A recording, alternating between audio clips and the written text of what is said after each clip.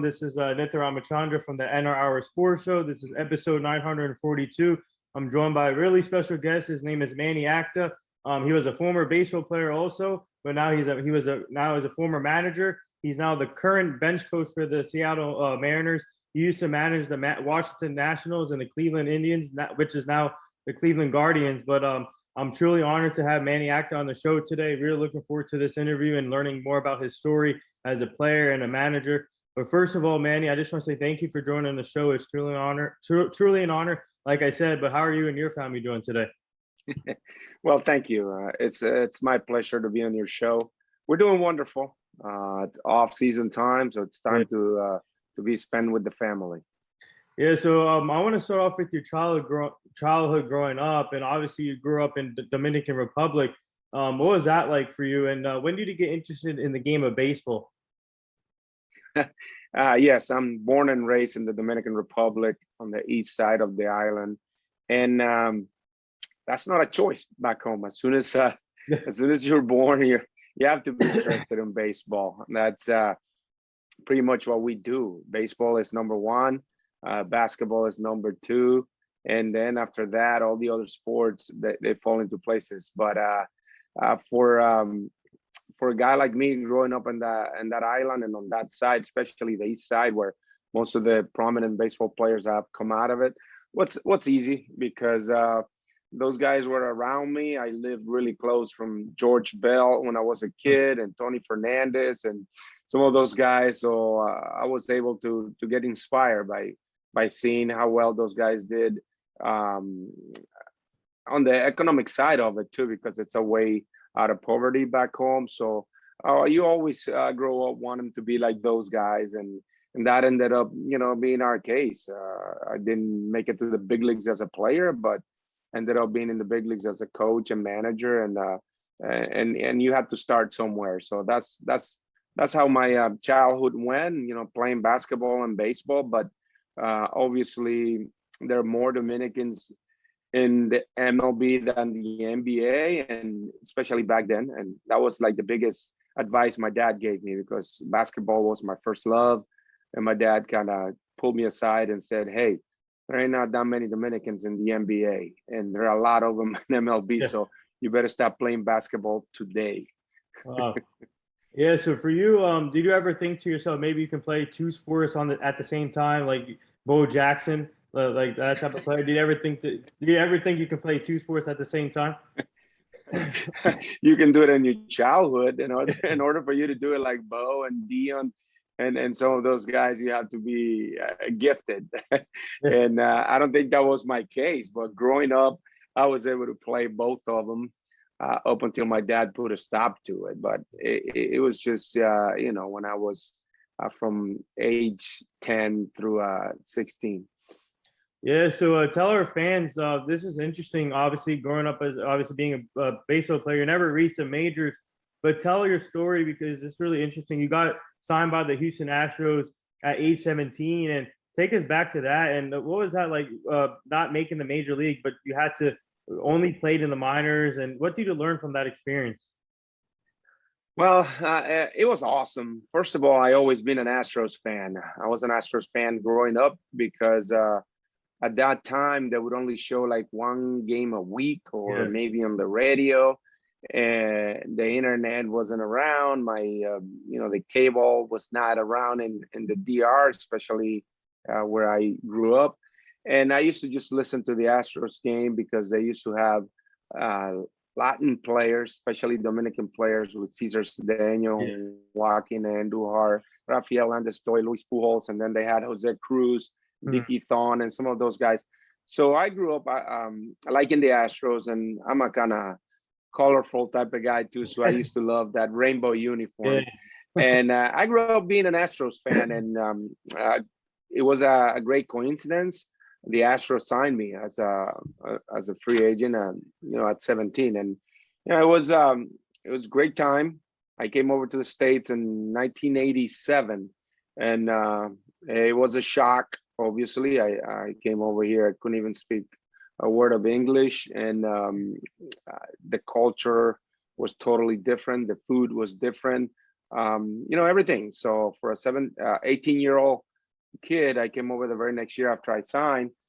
It was a culture shock, but we adjusted and started liking the food better and talking to my teammates. I was able to pick up words in English, and I started reading books and newspapers, mostly about sports. And I was able to piece words together, and we picked up the language kind of quick, and that helped us out in the minor leagues. And the minor leagues is not easy for anybody. Baseball is very glamorous once you're in the big leagues, or if you get a big time signing bonus. But minor league is rough, and nowadays things have gotten a lot better. I just saw that the owner had agreed to help out the minor leaguers with the rent and stuff like that. But what I went through here, it was really hard. I mean, not making enough money. You're rooming with 4 or 5 guys just to make ends meet. Didn't have a vehicle or anything, so you had to ride with some of the North American guys to help you out getting to the ballpark. So it was hard. It was tough. So again, minor league baseball, it's not as glamorous as a lot of people think, but still, if it is your dream and that's what you want to do, you can always have fun with it. Yeah, so I want to ask you, I want to go back to Dominican Republic here because what's it like representing your country, being in the majors as a manager, and also now we have a lot of great young talent coming from the Dominican Republic. Now you see in this generation a lot of stars here in different teams. So what's it like seeing the talent from Dominican Republic and representing the country? Well, it's it makes you feel proud. I mean, MLB has been around for over 150 years, and we haven't cracked yet 900 people, 900 players in the big leagues back home, even when we're ahead of the other Latin American countries. But it's always special. And I got a taste of it in the first World Baseball Classic when I was named the manager of the first team from the Dominican Republic, and that was an honor. And I would always say that that's probably the biggest honor I will ever receive in baseball. I was able to be managing guys like Albert Pujols and Miguel Tejada and David Ortiz, Adrian Beltre, just to name a few, Bartolo Colon. I mean, it was a team that was just stacked with stars, superstars, and future Hall of Famers. So representing my country doing that was awesome. But making it to the big leagues as a coach is probably a bigger accomplishment, and especially managing, because only 6 of us Dominicans have been able to manage in the big leagues, and that's very special because coming from there, a lot of times it's just hard to make it to the big leagues, and the fact that I didn't make it to the big leagues and pay my dues, worked hard in the minor leagues and did what I had to do, and ended up managing at the big league level, coming from where I come from. That was special, not only for me and my family, but also for the whole country. Yeah, so speaking of coaching, tell our fans how that process went. And obviously, once you knew that the major league was not going to work out for you as a player, did you start the process of maybe I want to be a coach in baseball? When did that start for you in your career? Yeah, that process usually start when you realize that you don't have the talent to make it, and a lot of times you have to be a good self-evaluator. And no, I was playing. I wasn't thinking about my ability or anything like that. But after my 5th year in the minor leagues, the Houston Astros approached me because by then I was able to communicate in English, and they approached me about becoming a player coach. And when you're approached to become a player coach, that's it. And they're telling you can no longer play. And they were straight to me. They told me, we don't think you have the ability to play in the big leagues, but we'd like you to stick around and have a chance to be one of our coaches. So they gave me the opportunity to be a player coach in 1991. I was supposed to be the kind of the bridge, the liaison between our manager, who couldn't speak Spanish, and some of our top prospects who couldn't speak English. So I went over there to help out the manager and help out develop those guys in 1991. It was in Burlington, Iowa, Hmm. which was another experience because I never been in Iowa per se in Burlington. So it was another experience for us. After the season, they approached me and sent me to scouting school. The Major League Scouting Bureau had the scouting school, and the Astros sent me over there to learn how to evaluate players, write reports, and maybe have a career as a scout or continue to be on the field. When I went in, what I did was I evaluated myself and I Right. tried to be as honest as I could. Mhm. And when I did, I found out that I didn't have the ability to play in the big leagues. I told myself, man, you're going to spend the rest of your career just riding on buses and drinking coffee, sitting on the bench. Right. You're not going to make it. So might as well go along with this guy's plan and become a coach. So once I did that, I told the Astros, I say, I see where you guys are going. If you guys want me to stay on the field, I stay on the field as a coach. I really don't want to become a scout. I like Right. being on the field, and that's how everything started. After I went to scouting school, then I became a full-time minor league coach in 1992. Wow. Yeah. So for you, obviously, you made your major league debut as a coach in '07 with the Washington Nationals. What was that like once you got the opportunity with the Nationals? And take us to that process and how grateful are you that they gave you the opportunity to start your major league career as a manager? Well, making it to 2007 and getting that job had a process before then, like you said. I mean, I Yeah. had to start coaching in the minor leagues.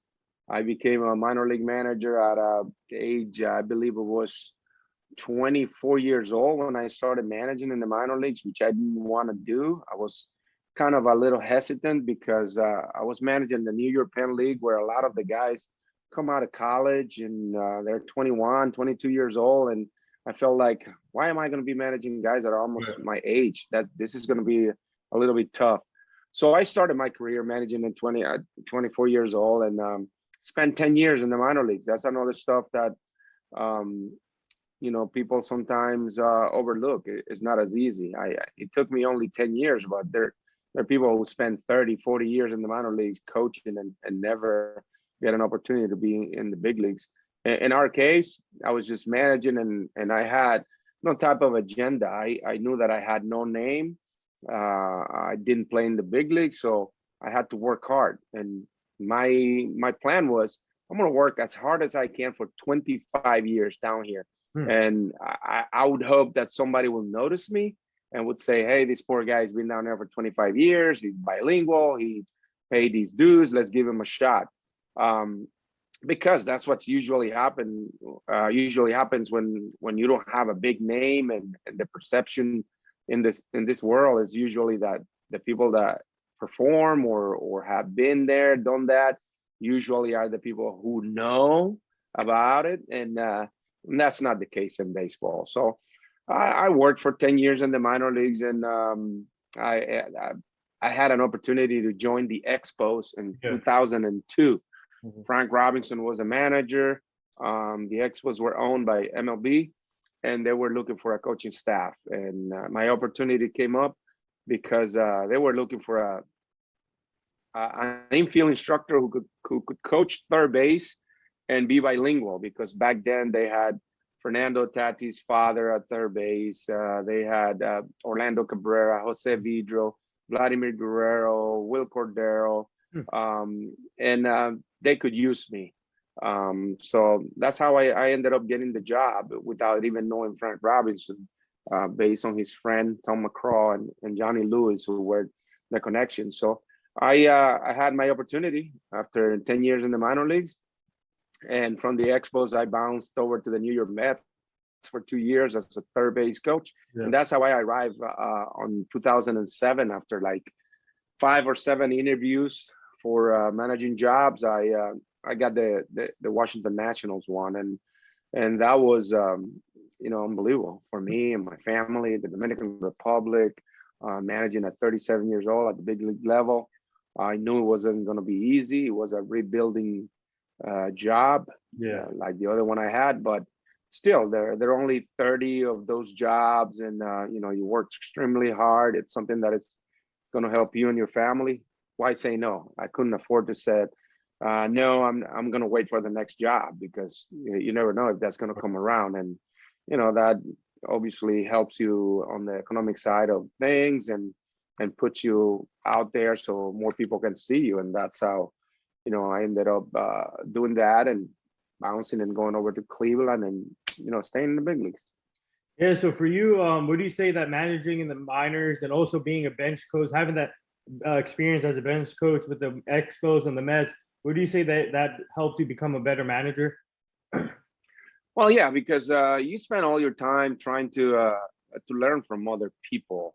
I started as a third base coach for the Expos, and I became a third base coach in New York, and currently I want you to know that I am the third base coach for the Seattle Mariners. I did the bench coaching job a couple of years ago, but I'm back at coaching third base. And yes, I mean, you learn from the people around you. You become a good baseball man by being around a lot of good people, and picking what's good and letting go what you think is not proper, and just making yourself your own baseball man by being open-minded, which is very important, and that's the reason why I'm still around, because you have to be open-minded. The game has changed, and I change with it, and we'll continue to try to help people to be better every day, and help baseball teams win ball games. Yeah, so obviously you got to be around with a lot of great players, start your career, like you said, Vladimir Guerrero, David Ortiz, even like David Wright, Jose Reyes, you name it. But I want to speak to you about one player, Ryan Zimmerman. He's like the Derek Jeter with the Washington Nationals, the longest tenured national in the big leagues. And what was it like managing him, seeing him go about his business? And like I said, I compare him to Derek Jeter as with the Washington Nationals. Yeah, well, you can see my smile Yeah. on my face. I was a pleasure. I think Ryan is a coach's dream. I mean, he's not only talented, but he's also a class act guy who works hard, and just helps everybody around him. So I spent 2.5 years with him and really enjoyed it. One of them, he was hurt, but still, he's such a presence in that franchise. And to me, being able to see him go to work every single day was a treat, and knowing him as a person too. So he's gotten everything that he deserves, because he's an excellent human being, a very good ball player, and he showed, because that franchise showed him that they really care about him and value him, because he spent his whole career there. Yeah, so obviously it was like a rebuilding year for you guys in Washington. But what did you experience there for the? Obviously, you spent there for 2 years as a manager. So what was the most experience that you learn as a Washington manager? Obviously rebuilding, but yeah, there's a lot of great young talent coming up when you were there too. Yeah, every day is a learning experience, and obviously I was very young when I started, and the two managers that I had worked for were Frank Robinson and Willie Randolph, Yeah. and they were really good guys that were kind of the old school way.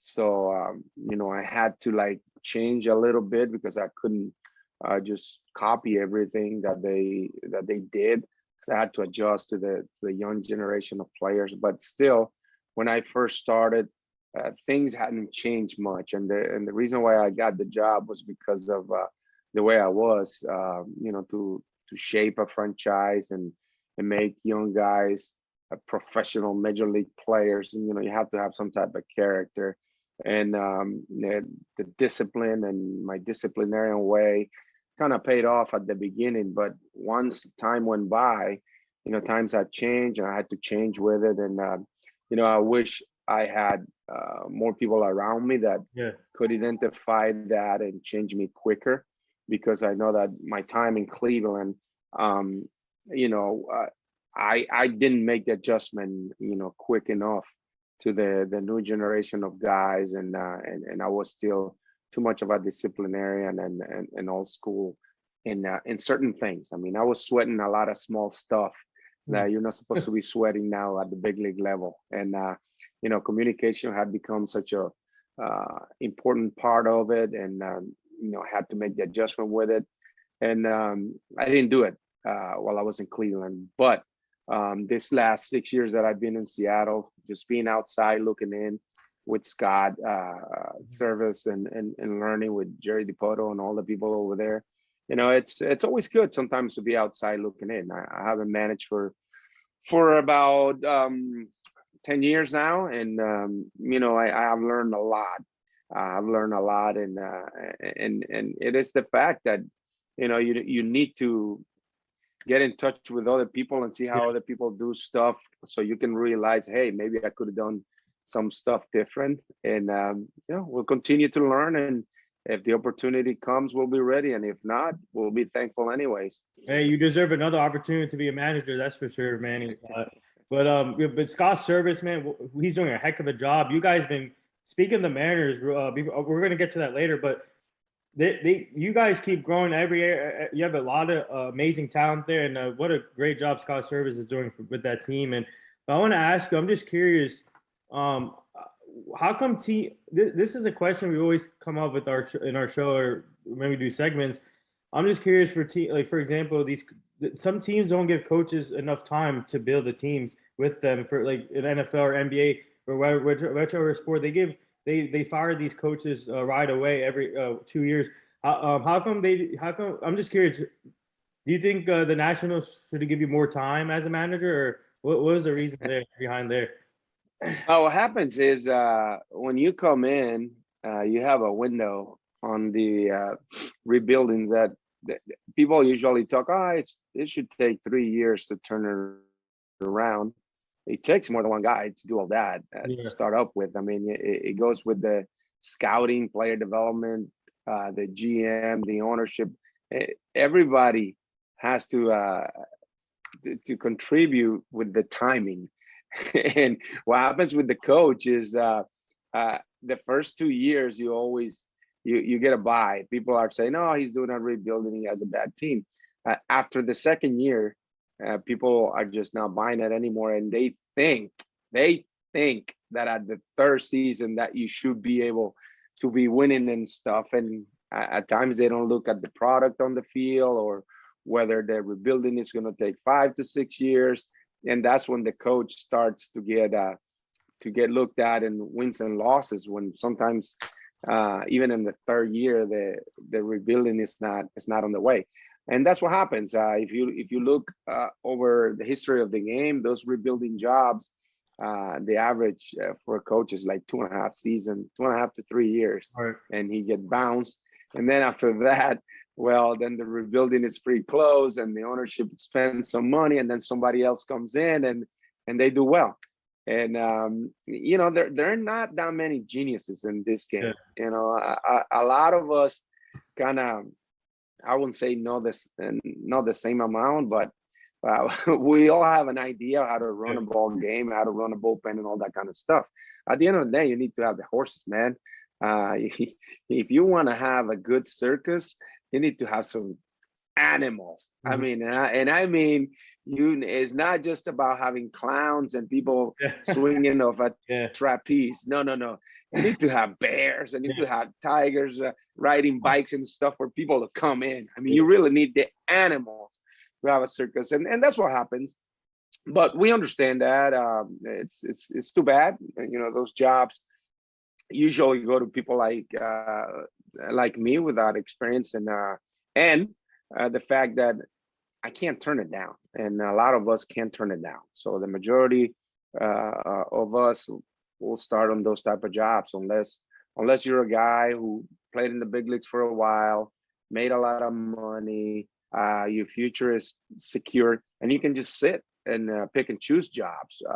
In my case, or in a lot of the people that take rebuilding jobs cases, hey, you want to manage, you want to set your family financially, and also you always think, and that's the right way of thinking, that you can that you can win regardless of what you have, and you can make them better and all that. And that's part of the rebuilding process too, having that type of Yeah. mentality.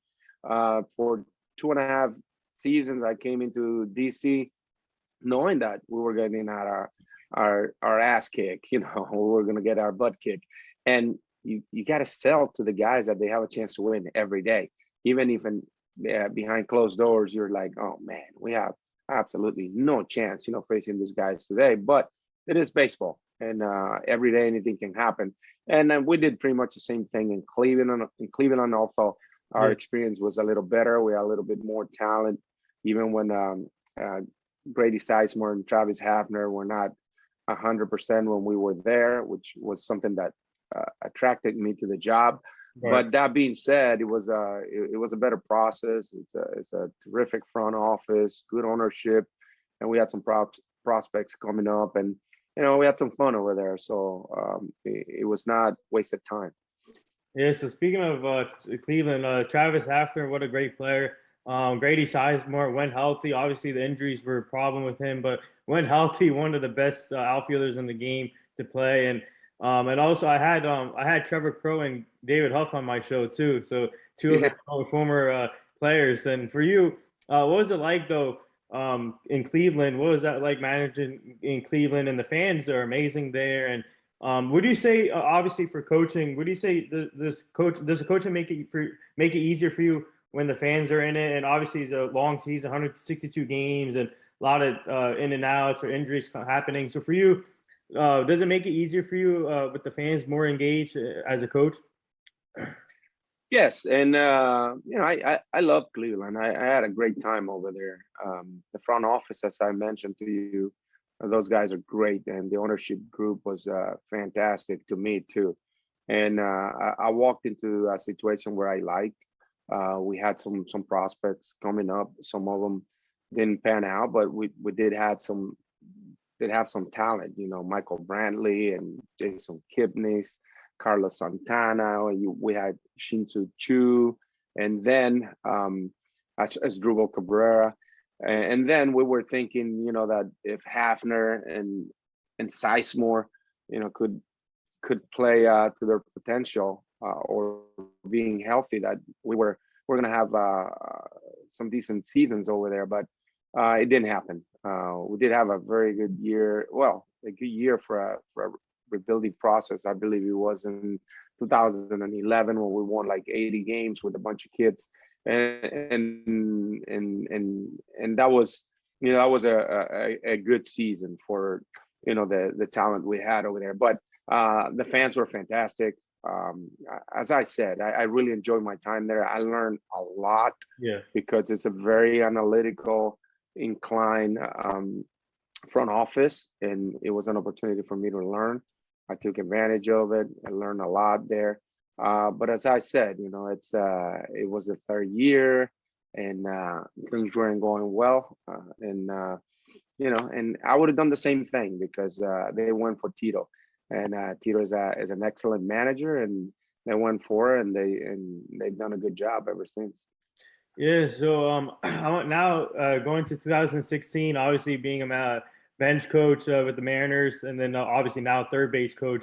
How did you get that opportunity? Did you come in the same year as Scott Service, or did you come in after Scott Service? Scott and I were teammates in the minor leagues, and for the Houston Astros, 1989, 1990.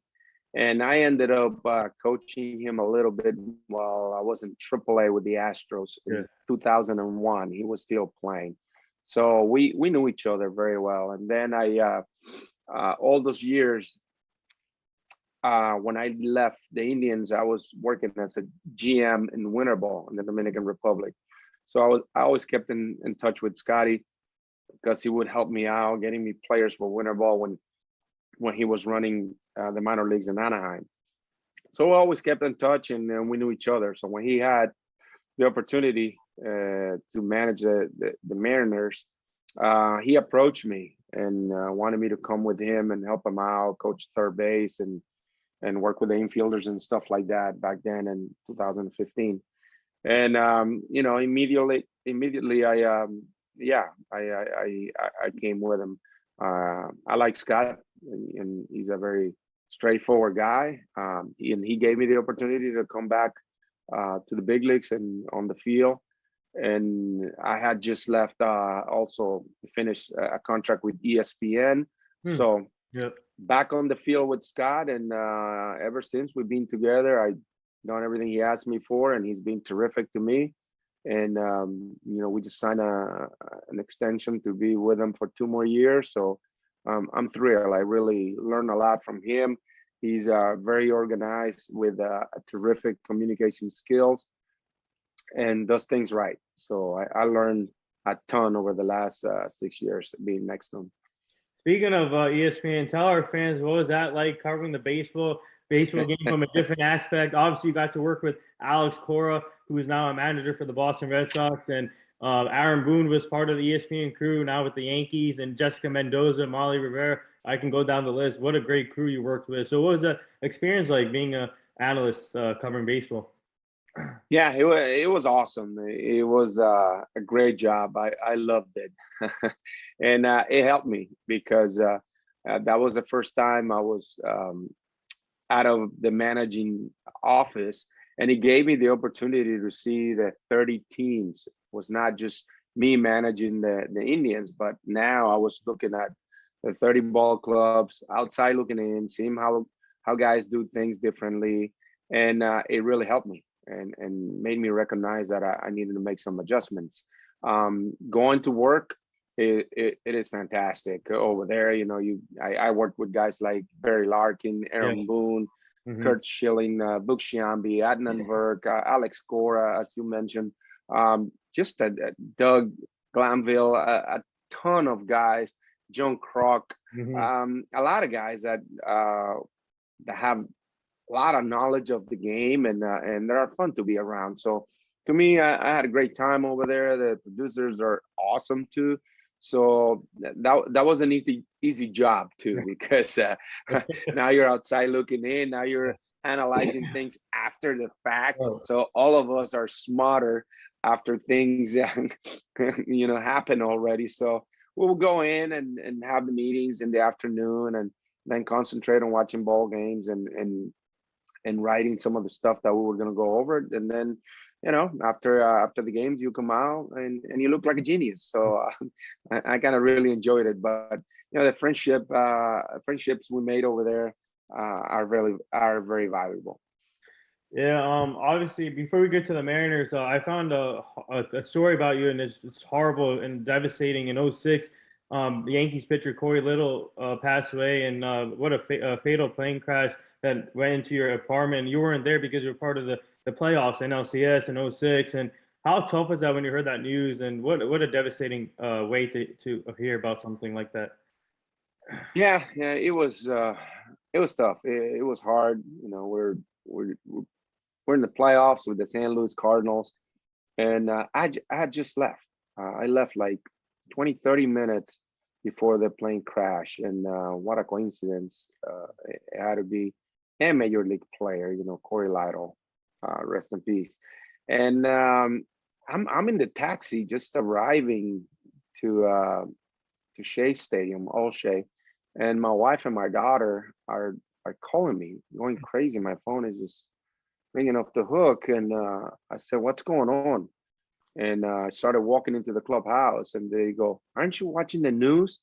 And I'm like, "No." So I finally get to a TV screen over there, and I see, the building and the smoke and all that, and all I could think was, "Oh, nah, not again." I was thinking it was some type of terrorist attack. Right. And my wife goes, "No, look at the address underneath. Look at the address." And oh, it's my building. So that's when I found out that it hit my building. It was tough. It was hard, not only because the people who lost their lives, but also the whole building kind of got condemned, and I had to work some magic just to go behind the building and be able to get my clothes, my belonging out of there, and move to a hotel. But yeah, it was a sad day, and we were part of it, unfortunately. Yeah. So after that situation, you still went. Obviously, you were still at the playoff game, and so after the playoff game, what was? Did you guys go right back home, or to get your stuff? And when did you realize it was a former baseball player? Oh, right away. I All right. mean, yeah, right away we knew that when the news came out that it was Corey Lytle, and it's New York City, so he played for the Yankees Yeah. too. So the news went fast. And no, what I did after the game was MLB security and the New York police helped me out, and I got my stuff out of there, and I was able to move to a hotel and finish the playoff, living out of a hotel, and it was it was rough because right after the last game that we lost in New York, I had to fly right after the game, the very next day to Texas to interview for the managing job. That year, I interviewed with the Rangers, I interviewed with the San Francisco Giants, I interviewed with the Nationals, and I was supposed to interview with the Oakland A's too that year. And it was tough because you just lost a playoff game. You stay in the ballpark late, analyzing everything. Then I had to take a flight all the way to Texas to interview Hmm. really early in the morning. During the flight, there was a little baby next to me crying the whole way. I couldn't get any sleep. So when I'm getting off the plane, the flight attendant goes, "Oh man, I really thank you. You really handled that very well. We're really sorry." And I said, "Well, there's one thing you don't even know. I'm going to an interview job right now." So it was tough. So I went to the Rangers interview, then I flew to Frisco, San Francisco, and did the Giants, and then I interviewed with the Nationals, and in a few days left for Japan to do the All-Star tour with the major league team. And then while I was in Japan, I got the call from Jim Bowden, who was the one who gave me my first opportunity as a manager in the big leagues, and he called me up with the good news, and we started the process. Wow. Yeah, so now in 16, obviously you got to coach with obviously Scott Travers, and then you had Cano there, Nelson Cruz. He's like Tom Brady of the MLB, still playing. Yeah, I can go down the list. So you had a great talented roster in 16. And what was it like your first year there? What did you experience in Seattle for you?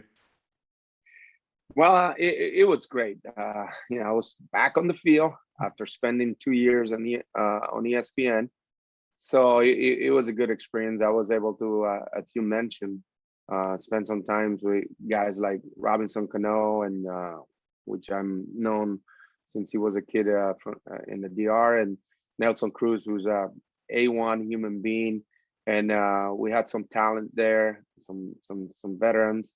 We were able to compete for the first 2 years, 16, 17, and then after that we went into the rebuilding mode. But meanwhile, I had fun working with those guys and veteran guys that knew how to play the game, and knew how to groom the next wave of players. So it was good.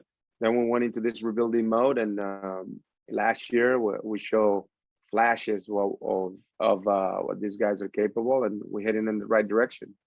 Yeah, sorry, I forgot to mention Felix Hernandez. I can't forget King Felix, and also Yeah, the and also king. yeah, also Kyle Seager too. And what a great player he Yeah. was for Seattle. And obviously he had his farewell tour this year.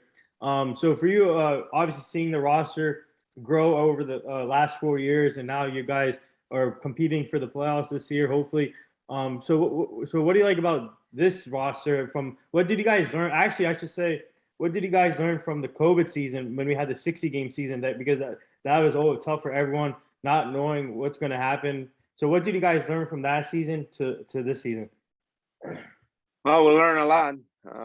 We learned that things can change pretty quick, and you can't take anything for granted. So that COVID season was a teaching season for everybody. A lot of players obviously did not enjoy what we had to go through. Some didn't play. Some got hurt by it, and you know, you're used to the major league environment Mhm. and everything being catered to you and all that, and being so comfortable, and can't take everything for granted. I mean, anything, I would say, because then that season it showed us how you need to stay humble. We were eating in the stands, no fans, eating out of plastic containers. Did not have a buffet. We were traveling with mask on, Hmm. and 4 or 5 different buses just to stay away from each other. And it was hard. It was really hard. The clubhouse were set up in a way where you know, keeping the distance was an issue. So not everybody was in the same clubhouse. Some people were dressing up in suites. Some people were dressing up on equipment room, and it taught us a lesson about not taking things for granted, and also to stay humble because things can change pretty quick. So it was a big lesson, but that brought us together. Yeah. That's what it did. It brought us together. Last year, when things loosened up a little bit more, we appreciate everything we had, and appreciated the friendships and everything. So it was the beginning for us, because we played pretty well that year too, Yeah. considering that we were doing a rebuilding, and it carried over to the last season. So we have a very good group, over the years. The Kyle Seegers and the Felix Hernandez, who have been so great to our franchise, have gone out, and we have some good young kids that are coming in, and hopefully they learn from all of those guys. um, what is it to be a major league player, what it takes to win, and take us to the next level. Yeah. So, what was it like having fans back in the stands this year? It must have been awesome for you guys, for the players. It gives them a lot of energy. And what was it like just to see fans back finally in the stadium for you guys this year? Yeah, it was great. It was great because the the cutouts, Yeah, the cardboard cutouts. I mean, they. that was, I think that they ran their course. I thought it was yeah, cool at the beginning, and obviously it's better than just having an empty seat there. But it ran its course, and last year was awesome. Being able right off the bat see fans on the stands, and especially in our case, we played in Houston and in Arlington, where they didn't have yeah. the restrictions were a little bit uh, more relaxing, and we were able to see fans from the get go, and it was unbelievable up until the end when we were rallying and trying to get into the playoffs, and those fans were behind us in Seattle, and it helps, really helps. Yeah, so I gotta ask you about Jerry Tavito. What's it like working working underneath him? He's like a trade machine when it comes to the offseason. He overhauls the roster every year. I because he makes like 10, 12 trades. Obviously he brought in Abraham Toro, which we didn't know about, and look at him. He had a great year. You had Taylor Trammell, another great young player. Jared Kalanick from the Mets you got from in that Cano trade.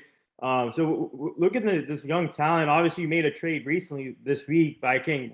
Obviously, we can't talk about that yet. But what do you like about his movement and trying to make the roster better for you guys?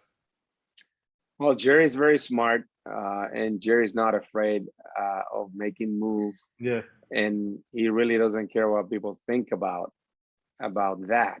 And the roster moves that he has made in Seattle over the years tells you that. We set a record for like amount of guys on the roster in our second year or third year, and he continues to change the roster for the better, and that's the thing. He's not afraid. Uh, Very bright. He's a guy who breathes baseball. If you listen to him speak about the game and about the process, you buy into it, because he's not just winging it. He's always got he's got proofs of what he's talking about, and he does a very good job. I can't complain. Um, Obviously, it takes, as I mentioned before, the players to perform on the field Mhm. to win ball games, but he does a great job of getting us what we need and be able to compete. He was also straightforward to us about the rebuilding. Mhm. Um, how long was it going to take, and how our attitude had to change from day one, because now we were facing a new challenge.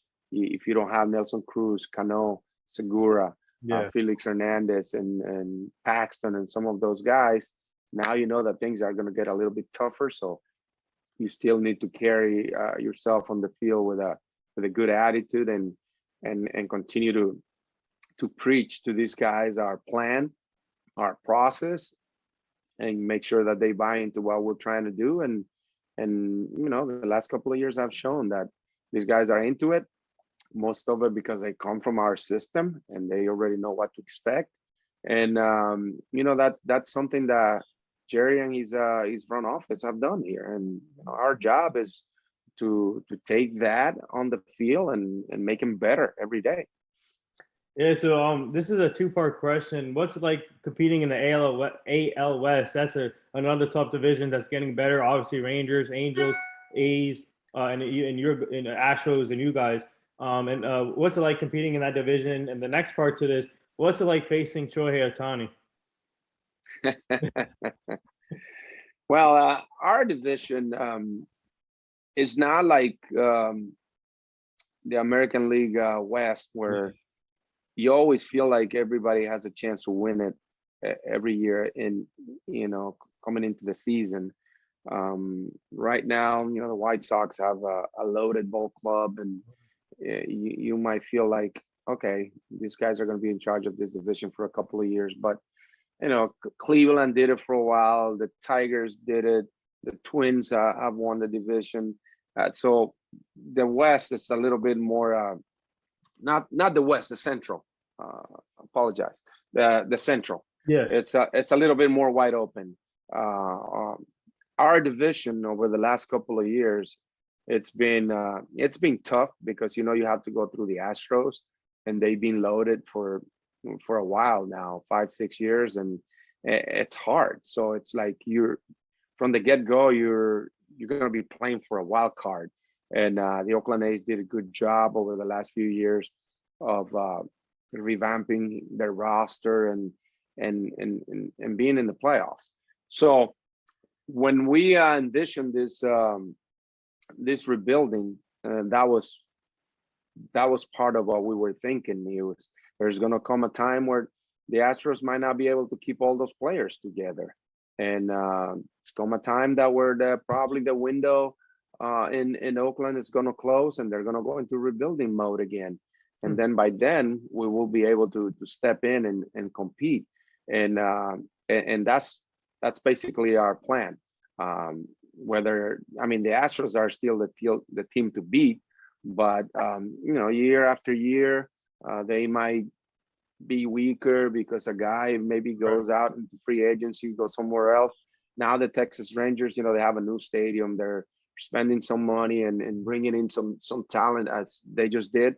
So we're gonna have to go out there and still compete. The Anaheim Angels are not gonna stand pat. They're making moves. They have Mike Trout, they have Ohtani, and they have a bunch of good players over there, and they're not gonna stop trying to bring talent. So it's gonna be tougher for us, but we're up for the challenge. We have some good young talent on board, and we have some big time talent coming up through our system, and we're going to be ready to compete this year. Yeah. So The second question, Ohtani. Well, impressive. It's fun. Even if he's not on your side, yeah, you ought to be able to appreciate talent. And when you see this guy leading off a game against you, hitting a homer, stealing a bag, and then the very next day he's the starting pitcher and hitting lead off, and touching 100 and being overpowering on the mound. That's something that you need to appreciate, and you need to regardless whether he's on your side or not. You need to enjoy it, even if you're really trying to beat him up. But that's an incredible talent. Doesn't happen very often, as we all know, and just enjoy it while we can. Yeah, so a couple more things here before we let you go. And obviously, you're third base coach right now for the Mariners. Do you miss managing? And if the right opportunity comes for you, would you consider being a manager again? And have you gotten any calls recently with other teams? There's some openings right now, but have you got any have you got any calls from teams recently? No, not recently. I would love to manage again. It is what I enjoy to do. I love the preparation part of it. I love the competing part of it. I love making people better. I love putting people in situations where they can have success. And obviously, over the last 8 years, I'm not the same guy. So I've learned a lot more stuff and changed my personality a little bit. So yeah, I would love to get another opportunity. The last two interviews I had was in Baltimore Mhm. and New York Mets when they had the last two managers that they used to have. And they had Tony in New York and now in Baltimore. I interviewed in those two places. Those were my last two interviews. But hey, I just got to continue, you know, doing my job, enjoying Seattle, helping out the young players, Scott, the front office, making things better. And if the opportunity arises, I'll be there. And if not, I would always be thankful. I had my chances.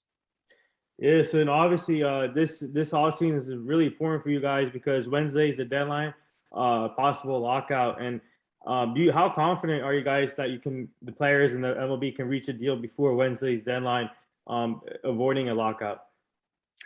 Well, we as coaches are completely, out of that. Okay. It's something that we're not aware of a lot's going on. We're just like you guys, whatever comes out. Yeah. Hopefully, the players and ownership group get together. MLB right now is in a very good spot, and I understand. I understand both sides, and the good thing is that they continue to communicate, and hopefully, if it is stoppage, it's going to be brief, and they continue the negotiations and get it done because well, we don't want to go through that again. I think it's not good for anybody. Yeah. So before we get to the last two things, I want to ask you about your foundation, the Impact the Kids Foundation. Obviously, what an amazing foundation you're running right now, and the foundation has awarded over 5,000 in college scholarships. And what's that been like for you having this foundation, helping these kids out and to achieve their dreams? It was a dream come through. Growing up in the Dominican Republic in my little town of Consuelo, um, I always had a dream that if I ran into some money, uh, that I would give back to my community because I don't think i- i- it's it's an option. I think to me, I see it as as an obligation to to give back to a community that saw me grow up over there and was so good to me. I had a great childhood, so that's all I wanted to do. I started back home trying to build two baseball fields, two little league baseball fields, and an educational center, and things got better. Obviously, because I had the job in DC, then I had the job in Cleveland, and that helped. And we ended up building. Right now, we have built 7 baseball fields. We have a complex there with 5 baseball fields, the educational center, where all the little league operates out of there. And my biggest satisfaction is go over there and see 400 kids running around, which means they're not in the corner, uh, in their blocks, or in thinking about doing anything bad, or maybe just sitting in the room playing Nintendo, whatever they play nowadays.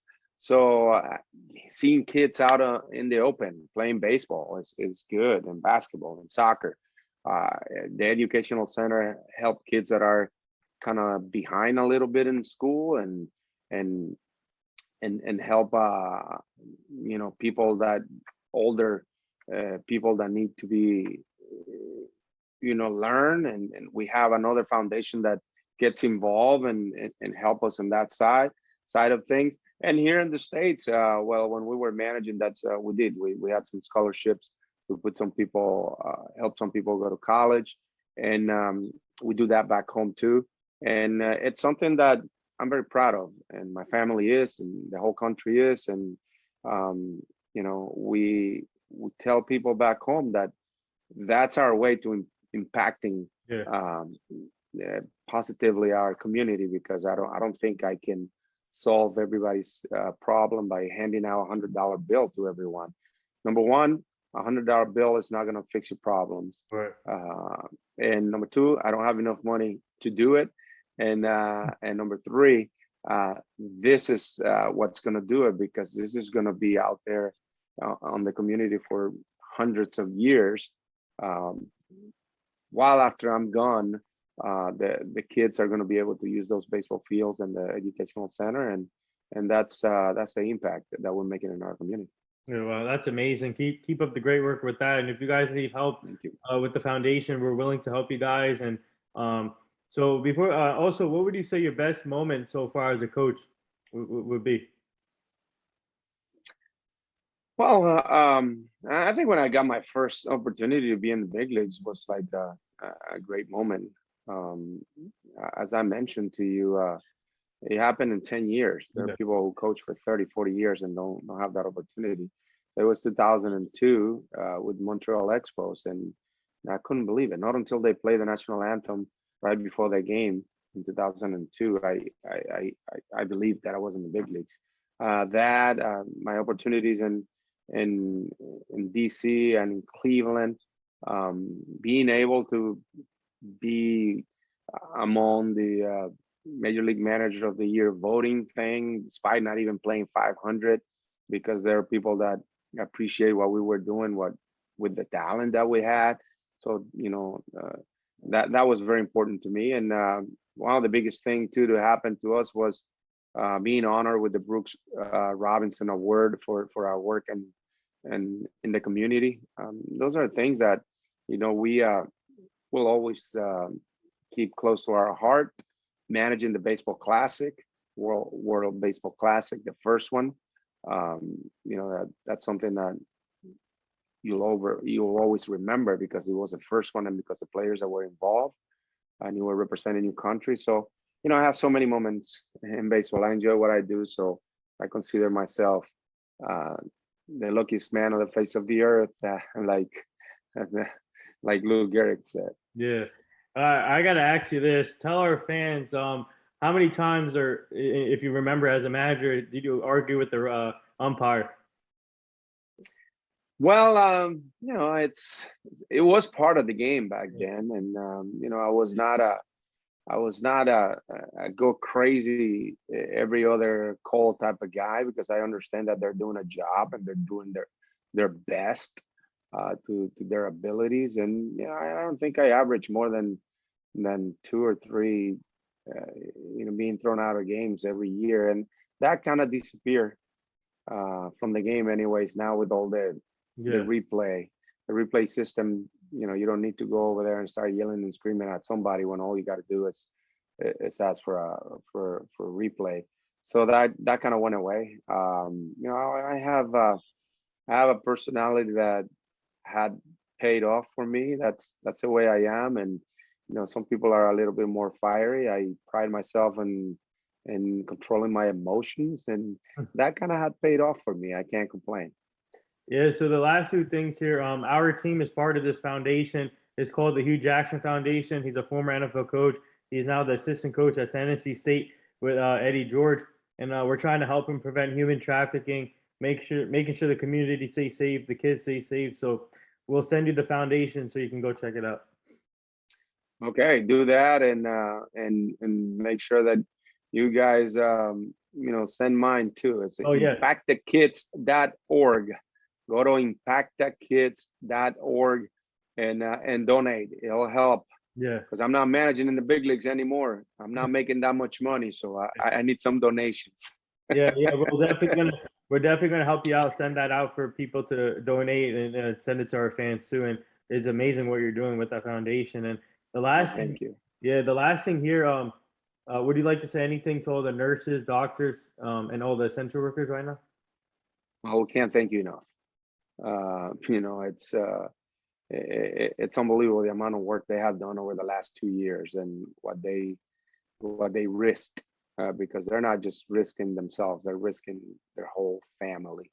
And we have to have empathy not only for them, but for the people that perhaps cannot stop working and get all the groceries they can and be comfortable in their places. And we have to have empathy for those too that have to go out there and work for a living. But mostly, those workers, those doctors, nurses, first care people are just, those are our true heroes. It's not us playing baseball or coaching baseball. Those are our true heroes, especially this last 2 years. Yeah, well said. And there it is. That wraps up episode 942 with former Indians manager, Washington Nationals manager Manny Acta. Now he's the current third base coach for the Seattle Mariners. This was truly an honor having you on the show today. Learned a lot about your story and everyone, please go check out his foundation, the ImpactTheKidsFoundation.org. Go donate. He's doing a great job with that, and we would like to have you back on the show at some point down the line so you can meet the full team. But good luck the rest of the way. Good luck the next season, and have a great off season. And you and your family stay safe. Thank you. Thanks for having me, and I really appreciate the opportunity. And we'll talk later. Yeah, no Thank problem. you. Thank you.